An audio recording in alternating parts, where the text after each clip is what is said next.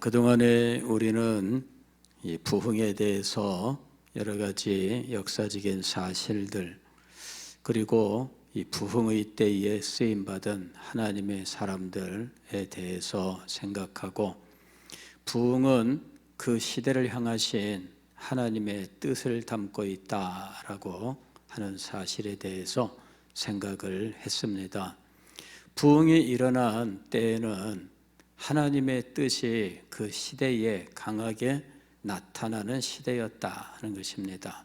그래서 우리는 각 시대마다 하나님께서 그 시대를 향하신 뜻이 있었고, 그 뜻을 나타내기 위하여 죽은 교회를 살리시고 메마른 영혼들을 새롭게 하셔서 하나님의 영광을 나타내시고 하나님의 거룩한 뜻을 이루셨다 하는 사실들을 함께 생각을 했던 겁니다. 자, 그러면 우리가 이런 모든 일들을 들었으니 이제 우리는 어떻게 해야 할 것인가 하는 것입니다. 이런 이야기를 듣고 우리는 마음속에 부흥을 소망하는 마음을 가졌습니다. 그렇다면 우리는 이제 어떻게 해야 할 것인가? 이 시대를 향하신 하나님의 뜻이 있으신가? 그리하여 부흥으로 하나님의 뜻을 우리에게 나타내실 것인가? 그리고 부흥을 이 땅에 나타내실 때 우리와 우리 교회를 과연 사용하실 것인가 하는 것입니다. 우리가 이 대열에서 제외된다면 얼마나 안타깝겠습니까? 우리는 이런 일들에 대하여 이미 수없이 많이 들었습니다. 제가 과거의 자료들을 찾아보니까 금요기도회 때에 부흥에 대하여 제가 말씀을 전했던 일들이 여러 차례 있었습니다. 여러 차례. 왜냐하면은 잊어버리니까, 듣고도 잊어버리고 또 새로운 사람들은 들은 바가 없고, 그래서 일정한 기간에 한 번씩 제가 또 이야기하고 반복해 왔었다 하는 것이죠. 지금 제가 새로운 말씀을 드리는 것이 아닙니다. 이미 저는 여러 차례 이 부흥에 대해서 말씀을 드렸고, 또 금요기도회뿐만 아니라 때로는 주일 오후에 혹은 주일 오전에 말씀으로 여러분들에게 자세하게 이미 가르치고 선포했던 일들입니다. 자, 이런 메시지를 선포하는 저의 마음속에는 우리 시대에 하나님의 부흥이 임했으면 좋겠다. 또 이 부흥의 그 순간에 저나 여러분이 하나님 앞에 쓰임받았으면 좋겠다 하는 소망을 가지고 이렇게 말씀을 전했던 겁니다. 전에 어떤 목사님이 저한테 한번 물었습니다. 목사님, 부흥을 보셨습니까? 참 자그마하게 어떤 은혜의 순간들에 대해서 말할 수는 있겠지만은 부흥이라고 하는 것을 말할 수가 없었습니다. 그래서 참 이걸 내가 부끄럽게 생각을 했습니다. 그런데 사실 부흥은 못 봤다고 해서 부끄럽다 이렇게 생각할 만한 일은 아니었지만, 그러나 부흥을 선포하고 가르치고 부흥을 위해서 기도했는데 세월이 이미 오래되었으나 그런 부흥이 임하지 않은 것에 대해서는 심히 안타까워할 수밖에 없다 하는 것입니다. 저는 우리 시대를 보면서 다시 한번 부흥을 선포하고 부흥을 위해서 기도해야 되겠다 하는 마음을 가지고 이렇게 부흥을 여러분들에게 말씀하고 있는 것입니다. 우리 시대를 놓고 많이 고민을 했습니다. 때로는 낙심하고 절망하기도 했습니다. 이런 시대에 목회를 한다는 것은 참 힘들고 어려운 것입니다. 사람들이 은혜를 사모하고 기쁨으로 헌신하는 시대에는 말씀을 가르치는 대로 순종하기 때문에 얼마나 일하는 재미가 있는지 몰라요. 그때는 직분자를 뽑아도 기준을 높이면 높이는 대로 그 기준을 맞추기 위해서 더 노력을 하고 그랬던 거지요. 그래서 어떤 어려운 과제를 내놔도 그 과제를 다 감당하려고 힘썼던 것입니다. 그러나 모든 것이 메말라 버리면, 높은 기준을 말하면 아예 쳐다도 보지 않는 그런 시대가 되어버렸다면 너무나 힘들고 어려운 거예요. 예전에는 수요 예배 참석하는 거 참석하라 그렇게 말할 필요가 없었습니다. 당연히 수요 예배에 와야 되는 줄로 알고 참석을 했어요. 무슨 일이 있어도 수요 예배부터 참석하려고 한 겁니다. 그런데 지금은 그 기준을 이야기하면 이거는 힘들도다 하면서 뒤돌아서는 이런 일들이 일반적인 상황이 되어버리고 만 겁니다. 자, 이런 시대에 정말 참신앙을 이야기하고 헌신을 이야기할 수 있을까? 그 시대에 성도들이 그나마 뒤돌아서지 않게 하기 위해서 헌신도 말하지 않고 희생도 말하지 않고 그냥 넘어가야 되는가 하는 것입니다. 어떤 분들은 그걸 저한테 요구해요. 그렇게 말하면 성도들이 떠납니다. 그러면 그것도 안 하려고 하는 성도들을 붙들고 있으면 뭐 하는가? 참 여러 가지로 고민되는 바가 참 많습니다. 어떤 이야기를 하면은 다 요새는 라떼라고 하는 것으로, 그죠? 꼰대로 생각하는 이런 경향들이 있어요. 교회도 마찬가지입니다. 제가 얘기하면은 꼰대처럼 생각하는 이러한 경향들이 아마 있지 않을까 이렇게 생각을 해요. 그러나 제가 말한 것은 우리 신앙의 전통 속에서 여러분들에게 정말 지극히 작은 것만을 이야기한 겁니다. 그것조차도 제대로 말하지 못하는 이러한 안타까운 심정, 이런 것들이 있는 거예요. 그래서 정말 우리 시대에 부흥이 절실할 수밖에 없다. 제가 절감하고 있습니다.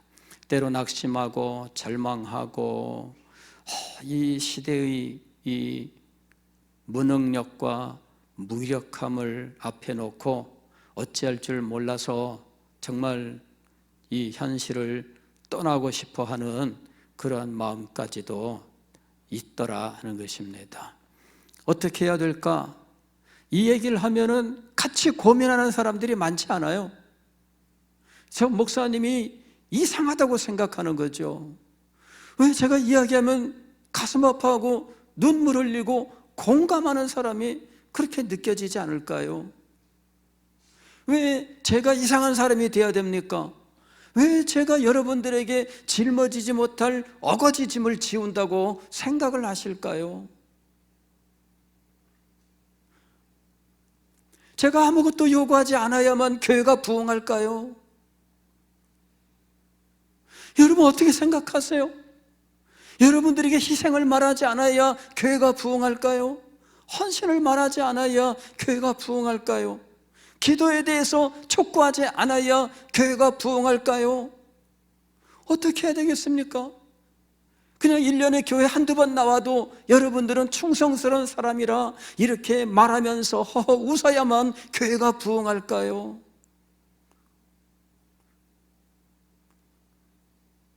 교회 부흥의 길이 무엇입니까?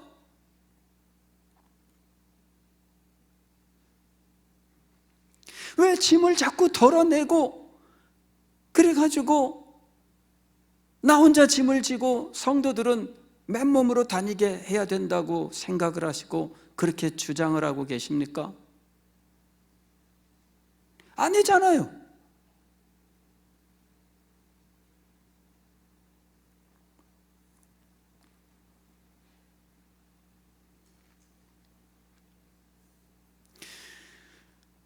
우리 시대에 부흥이 있어야 돼요. 그렇지 않고 여러분 어떻게 이 교회가 이 시대를 이겨나갈 수 있을까요? 그렇게 서 있을 때 앉고 싶고 앉아 있을 때 눕고 싶고 그게 사람들의 모습이잖아요. 좀 더 졸자, 좀 더 눕자.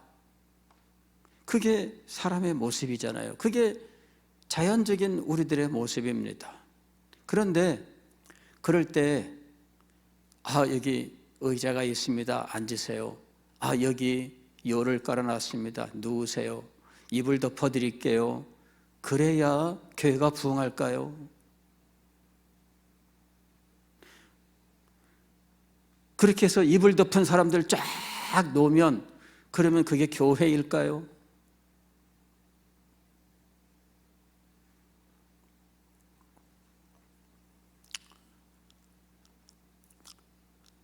여러분, 이게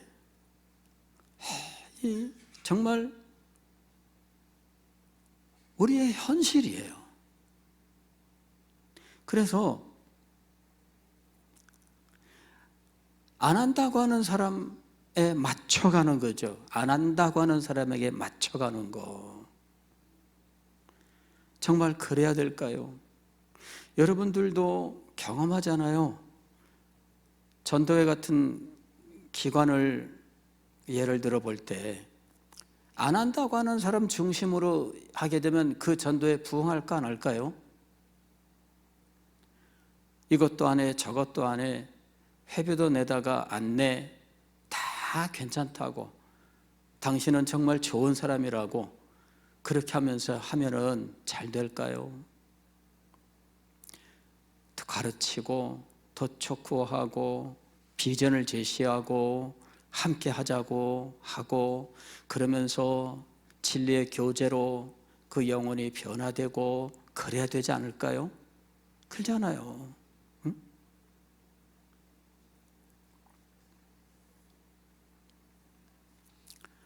그냥 점잖게 어떤 모습이라도 다 당신은 참 좋은 신자입니다. 그렇게 해야 될까?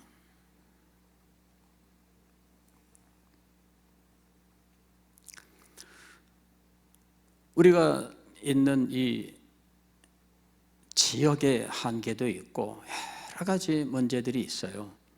저는 인간적인 자존심상 그런 핑계를 댄 적이 없습니다.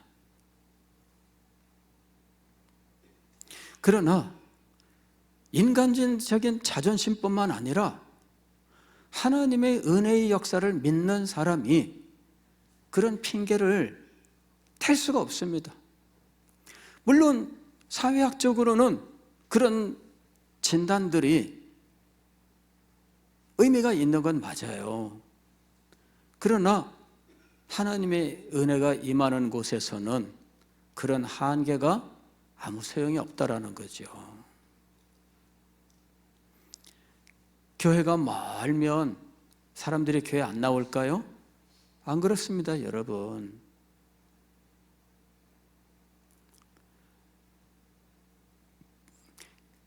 교회가 멀어도 마음에 은혜가 있고 넘쳐나는 사람은 그 간격, 그 거리와 시간의 그 간격을 넘어서요. 문제는 여기가 그러한 희생을 할 만큼의 영적인 힘이 있느냐 하는 것이에요. 우리 교회에 영적인 힘이 없으면 아무것도 아닙니다. 그냥 어린아이들만 있어가지고 신앙적으로 맨날 얼러주고 달래주고 일해야 되는 사람만 있다면 그 교회는 능력 있는 교회가 아닙니다. 그런 교회는 얼러주고 달래주지 않으면 그냥 틱 떨어지고 마는 거예요. 그런데 언제까지 얼러주고 달래주고 해야 될까요? 제가 종종 말씀을 드렸습니다. 어린 시절에 우리 이웃에 아마 저보다 아마 한 서너 살 밑에 동생이 되는데 그 집에 아들이 없어가지고 딸만 있는 집인데 어디서 아들을 데리고 왔어요. 갓난아기를. 아마 그 시대에 그렇게 몰래 데려다가 키우는 그런 일들이 제법 이렇게 있었어요. 근데 그 집이 이 아들 데려오고 나서 얼마나 기뻐하고 즐거워했는지 이웃집이니까 잘 알았습니다. 그 시대는 대문이고 뭐고 없는 시대잖아요. 다 오고 가고 다 아는 시대입니다. 그런데 어느 날 그 집에 문제가 생겼어요. 제가 잘 몰랐지만은 그 집에 이 아들한테 문제가 생겼습니다. 이 아들이 몸을 뒤집지도 못하고 앉지도 못하고 기는 건 더더군다나 못하고 그런 상황이 된 거예요. 이래가지고 이 아이를 데리고 전국에 한약방이란 한약방은 다 다니고 병원이란 병원은 다 다녔는데 못 고쳤어요.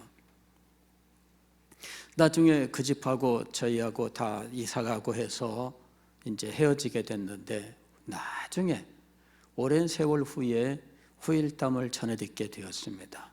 이 아이가 16세까지 살았는데 그때까지 그 모양이었대요. 그때까지. 부모는 이 아이에 대해서 죄의식을 가지고 우리 때문이야 이 의식을 가지고 이 아이를 정말 붙들고 평생을 고통 가운데 살았어요. 어른들이 하는 말을 들으니까 어느 날 아이가 있는 옆에서 부부 싸움을 했대요. 큰 소리 나고 할 때 아이가 놀랬는데 그것 때문이라더라 이런 말들이 있어요. 진짜 그랬는지는 모릅니다. 의학적으로 진짜 그랬는지 몰라요.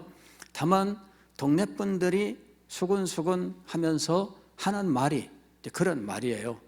그래서 그 부모가 자기가 낳은 자식도 아닌데 죄의식을 가지고 이 아이 고치려고 그렇게 애를 쓰다가 16살 될 때까지 제대로 앉지 못하는 애 뒤에다가 쿠션 놓고 앉혀놓고 그래도 그 아이를 보면은 그래도 위안이 되고 기쁜 거예요. 16살에 하나님이 데려갔다는 거죠. 나중에 그 얘기를 듣고 참 그것이 무슨 뜻인지는 제가 알 수가 없습니다. 그러나 제가 교회에서 목회 사역을 하면서 어느 날 문득 우리 성도 가운데도 그런 분들이 있구나. 영적으로 성장이 없는 거예요. 많은 세월이 지나도. 그래서 어느 날 제가 이렇게 보니까 우리 교회에 그런 성도들이 쿠션에 기대가지고 이렇게 앉아있는 것 같은 거예요. 세상에 우리 교회에 왜 이 쿠션에 기대 앉아있는 아이들이 이렇게 많은가?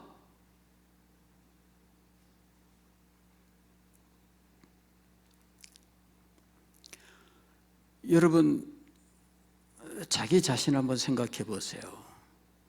자기가 그런 사람이 아닐까 한번 생각을 해보세요. 금요기도회까지 나오시는 분들이라면 최소한 저는 그렇지는 않다고 생각합니다만은 그러나 한번 생각해 보세요.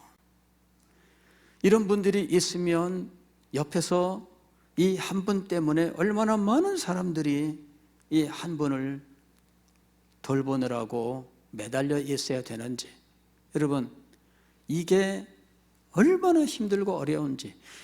아니 그 정도 되었으면 다른 사람을 돌봐야 되는데 다른 사람한테 맨날 돌봄을 받아야 되는 사람이에요. 예전에 제가 군대에서 한 번은 우리 병사들이 단체 기합을 받게 됐어요. 그런데 기합이 우리 부대 한 바퀴 돌아오는 거였습니다. 뛰어서. 부대 그 막사 앞에서 출발해가지고 이제 출발했습니다. 가다가 제가 뛰다가 배가 갑자기 팍 땡기는데 뛰다가 그만 주저앉았어요. 그랬더니 뒤에서 스슬슬렁 뛰던 이 사람이 3명이 저한테 딱 달라붙는 거예요. 부축한다고. 근데 중대장이 오토바이를 타고 딱 뒤에서 오다가 놓고 다 그냥 가 그러더라고요. 놓고 그냥 가 그러더라고요. 그러니까는 저를 부축하던 사람들이 아이쿠야 하더니 막 달려가더라고. 왜 그랬을까요? 이 한 명을 돌본다고 3명이 빠지면 이게 엉망이 되는 거예요. 지금 단체 기합인데. 그래서 아픈 사람은 아픈 사람이고 벌 받는 사람은 다 가라 이거죠. 그러면 이 중대장이 저를 미워서 그랬는가? 아닙니다. 저한테 달라붙어서 요행수를 바라던 사람들을 쫓아버린 거죠. 예, 이런 사람들을 다 쫓아버린 거예요. 이 부상자가 생기면 정말 어렵습니다, 여러분. 예, 등산 가다가도 부상 입은 사람, 발목 빈 사람 나타나면 함께 가던 사람들이 고생해요.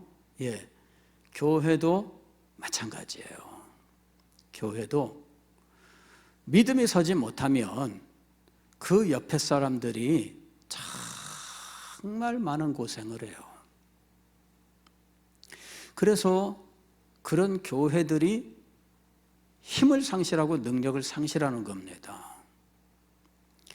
믿음이 성장하지 못하면, 영혼이 변화되지 못하고, 그 사람의 믿음의 체계가 바로 세워지지 못하고, 사고 방식이 하나님의 말씀의 원리를 따라서 변화되지 못한 사람, 그리하여 말하는 것과 행동하는 것에 변화가 없는 사람들, 이런 사람들은 정말 힘들게 하는 거예요. 어떻게 해야 될까? 여러분, 교회가 2000년 동안에 이런 분들을 놓고 해왔던 방법이 있습니다. 교회가 했던 방법은 힘써 가르치는 거예요. 안 배우려고 하는 사람도 힘써 가르치는 겁니다. 가르칠 수 있는 기회를 어떻게 해서든지 확보하려고 해야 되는 겁니다. 어떤 수단을 쓰더라도 가르치는 자리, 배움의 자리로 나오게 하는 겁니다. 그게 교회가 썼던 방법이에요. 그냥 주저앉아 있게 하지 않고요, 늘어지게 하지 않고요, 어떻게 해서든지 가르치려고 했던 겁니다. 그게 교회가 지금까지 써왔던 방법입니다. 가르침이 없으면 성령의 역사가 없습니다. 이걸 분명히 알아야 됩니다. 가르침이 없으면 성령의 역사가 없어요. 여러분, 은혜의 수단이 무엇입니까? 은혜의 수단은 말씀과 기도와 성례라고 이야기하는데, 우리가 계속되는 은혜의 자리에 나가기 위해서 해야 될 일이 무엇이냐면은 은혜의 수단을 부지런히 사용하는 것입니다. 은혜의 수단을 부지런히 사용하는 것 이외에 은혜 받는 길이 없어요. 교회가 가르치는 은혜의 원칙은 분명합니다. 이것 외에 은혜 받는 길이 없어요.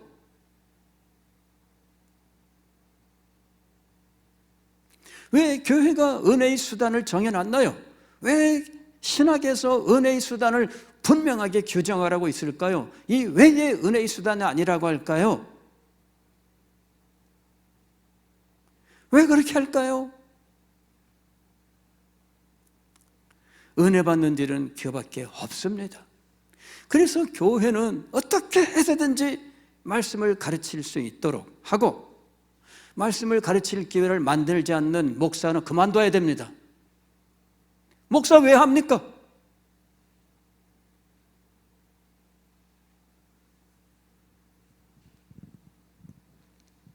과거에 리차드 박스터는 요리문답을 가르치지 않는 목사는 목회 그만두라 그랬어요. 목회자가 아니다 그랬습니다.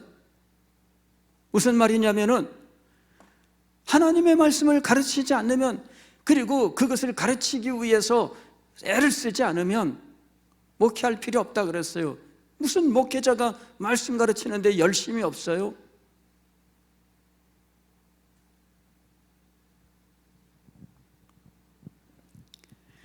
어떤 수단을 쓰더라도 말씀을 가르칠 기회를 만들어내야 됩니다.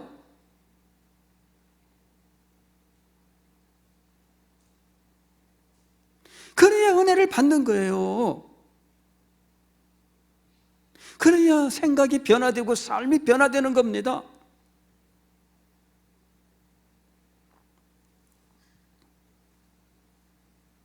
목사가 말씀 가르치는 데 대해서 자기의 모든 것을 걸지 않으면 안 됩니다. 더군다나 이 시대가 어떤 시대입니까, 여러분?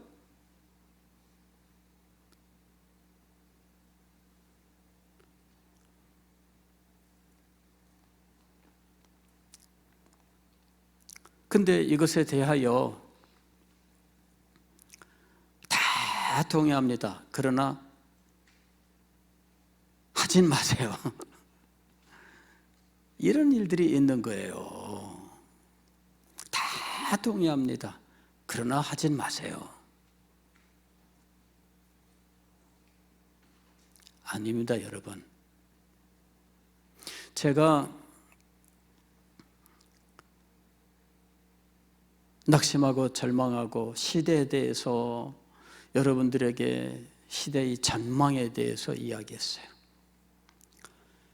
그런데 이 시대를 향하신 하나님의 뜻과 하나님의 역사에 대해서는 그 연결점을 저도 놓쳐버리고 시대에 매몰돼 가지고 이 시대는 이래, 이런 상황이야, 제가 그렇게 빠졌었어요.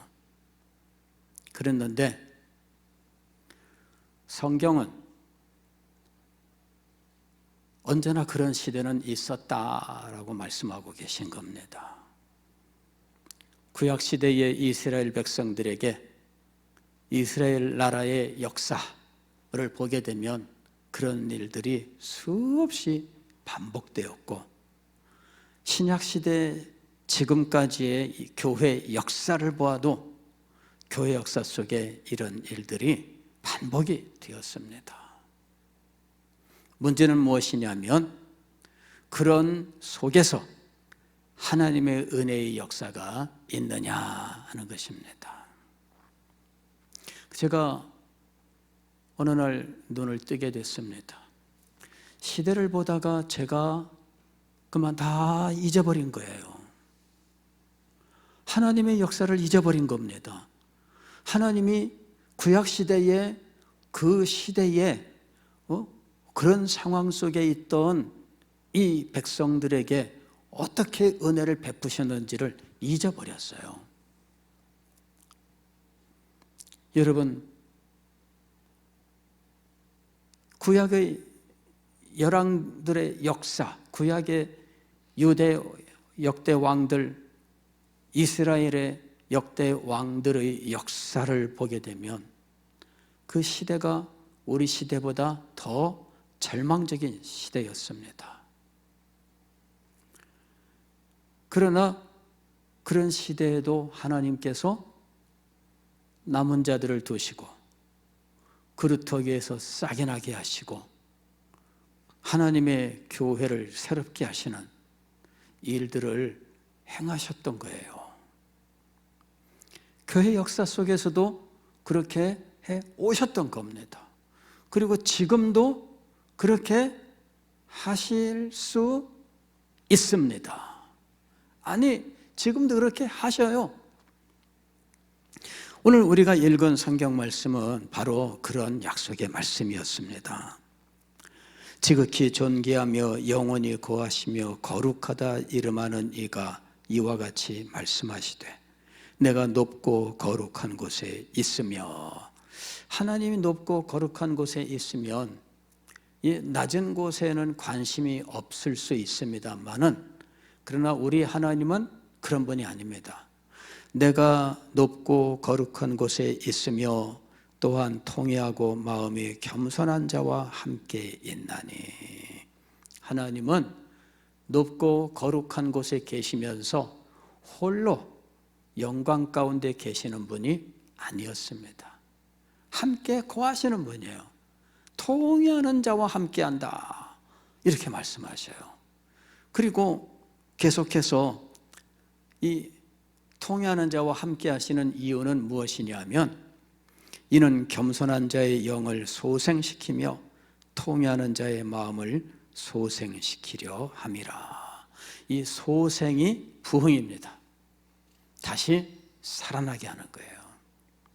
소생케 하시기 위하여, 부흥을 주시기 위하여, 그를 다시 살리시기 위하여 높고 거룩한 곳에 거하시는 바로 그분이 통회하는 자에게 찾아와 함께 거하시는 거예요.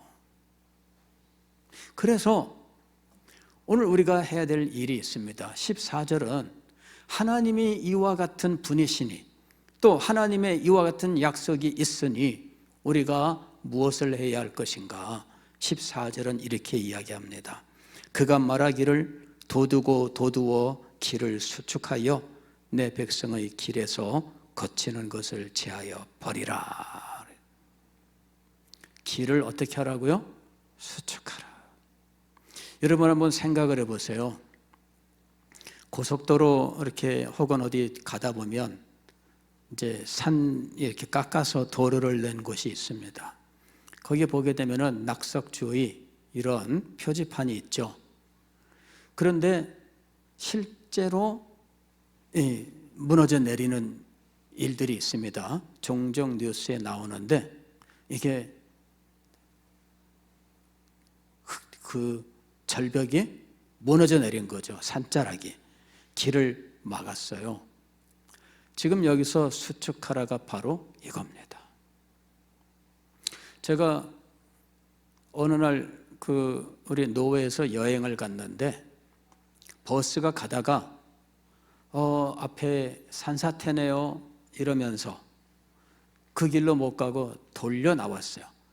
다른 차들도 다 거기 갔다가 돌리고 다 돌리더라고. 못 가고. 그게 바로 우리의 영적 현실입니다.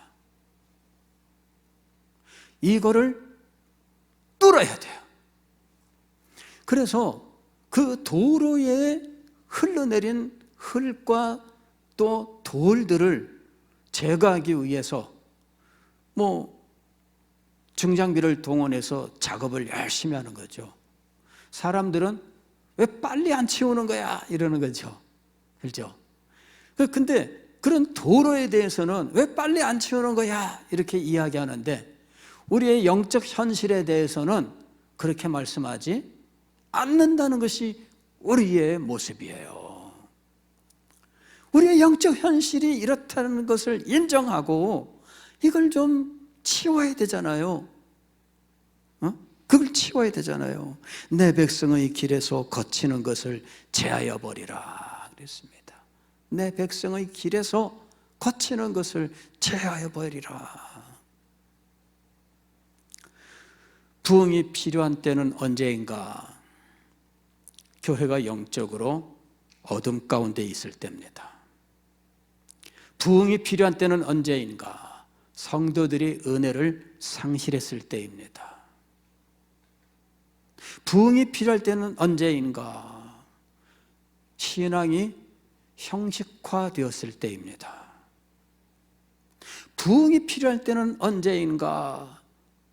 교회가 은혜로 충만하기보다는 미움과 다툼과 시기와 질투로 충만할 때입니다.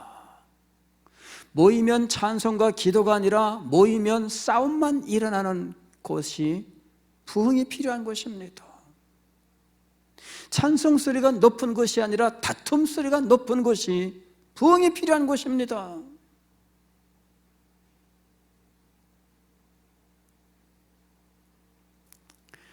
저는 종종 우리 교회 전도회 원례회에 대해서 얘기를 들어요. 언성 높은 원례회. 답답합니다. 왜 그래야 돼요? 기도 소리가 높으면 안 돼요. 찬양 소리가 높으면 안 돼요. 그런데 왜 다툼 소리가 높을까요? 말 한마디 안 하면 뭐가 잘못되나요?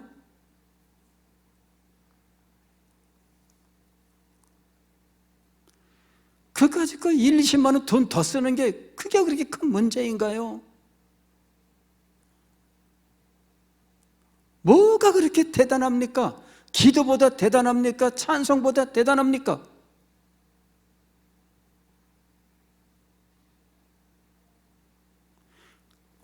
변화가 안 돼요.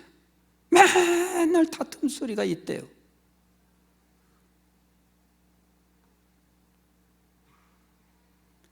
제하여 버리고, 오늘 말씀 보십시오. 내 백성의 길에서 거치는 것을 제하여 버려라. 하나님이 높고 거룩한 곳에 계시지만 함께 거하신다. 그리하여 소생케 하신다. 근데 어떤 자에게 함께 하신다고요? 통회하는 자에게. 이걸 분명히 하셔야 됩니다. 통회하는 자에게 함께 하시고 소생케 하시는 거예요. 오늘 우리가 우리의 영적 현실을 알아야 돼요. 부흥은 어느 곳에서 필요한 것이라고요? 다툼 있는 곳에 부흥이 일어나야 돼요. 언성 높은 곳에 부흥이 일어나야 돼요. 시기와 다툼, 질투가 있는 곳에 부흥이 일어나야 돼요. 영적으로 무능력한 곳에 부흥이 있어야 됩니다. 기도가 사라진 곳에 부흥이 일어나야 되고, 하나님의 은혜에 대하여 열망하지 않는 마음속에 부흥이 일어나야 돼요. 그렇다면 오늘 우리한테 부흥이 필요한 거 아닙니까? 그렇다면 우리가 어떻게 해야 됩니까? 길을 수축하라. 내 백성의 길에서 거치는 것을 제하여 버리라. 그럴 때 하나님이 임하시는 거예요. 이 제하여 버리는 이 일은 15절에서는 통회라는 말로 표현하고 있어요. 통회해야 돼요. 영적 현실을 깨닫고 자기의 영적 상황을 인정하고 하나님 앞에 통회해야 됩니다. 나로 인하여 이런 일들이 일어났습니다. 통회해야 돼요. 하나님께서 임하시고 소생케 하시는 겁니다. 하나님의 약속이 있습니다. 우리는 이 밤에 통회하는 자리에 나갈 수 있기를 바랍니다. 하나님께서 주시는 은혜의 자리에 나가는 길을 가로막는 이 모든 것들을 제하여 버리는 일이 우리에게 있어야 됩니다. 그래야 하나님이 함께 하시고 하나님께서 우리를 소생케 하실 것입니다.